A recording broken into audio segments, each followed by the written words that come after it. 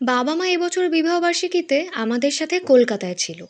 আর তাই জন্য দিদা কিছু স্পেশাল রান্না করেছিল, যেগুলো রোজ রোজ হয় না। কারণ স্বাভাবিক, বিবাহবার্ষিকী তো বছরে লোকের একবারই হয়, রোজ রোজ থোড়িই হয় বলো।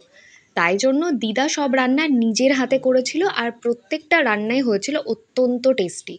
এমনি আমার বাড়ির লোক সবাই ভালোই রান্না করে, সেটা আর বলার মতো নয়। তো এই প্ল্যাটারটাতে ছিল বাসন্তী পোলাও, তার সাথে আলুর দম আর পনির পোস্ত।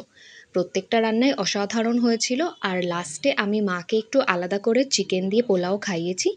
সেই ক্লিপিংসটাও তোমরা দেখতে পাবে, লাস্ট অবধি দেখতে থাকো।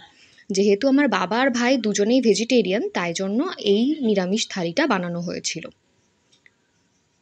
পরে অবশ্য আমরা একদিন চিকেন এনে পোলাও দিয়ে আবার আলাদা করে খেয়েছিলাম। আর এই দেখো মাকে খাওয়াচ্ছি, মা কিন্তু খেয়ে বলল যে ভালো হয়েছে। তো সাবস্ক্রাইব করে দিও, আর আজকের মতো টাটা, সবাই খুব ভালো থেকো।